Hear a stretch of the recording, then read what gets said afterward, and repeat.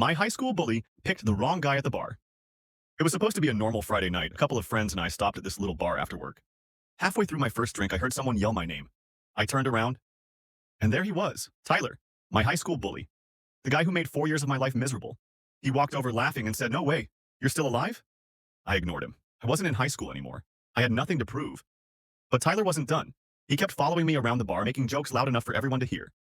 Then he looked at my friends and said, "You know this guy used to cry when we messed with him?" A few people laughed. Then he grabbed my drink, looked me dead in the eyes, and poured the entire thing on the floor. The whole bar went silent. I took a deep breath. I wasn't about to fight him. I turned around and walked back to the bar. That's when Tyler shoved me from behind, hard enough that I stumbled into another customer. I apologized to the guy. He looked at Tyler, then smiled. He said, "You know, I hate bullies." Before anyone could react, Tyler tried shoving him too. Huge mistake. The guy didn't even move. He calmly took off his jacket, and underneath, he was wearing a shirt with the logo of the local MMA gym. Tyler laughed. "What? You think you can scare me?" The man didn't answer. He simply stepped aside. Because 5 more people at the bar stood up. Every one of them wore the same gym shirt. Turns out, the entire bar had just finished celebrating after an amateur MMA tournament. Tyler looked around and suddenly realized he'd picked a fight with 6 trained fighters. He tried acting tough, then quietly started backing toward the door.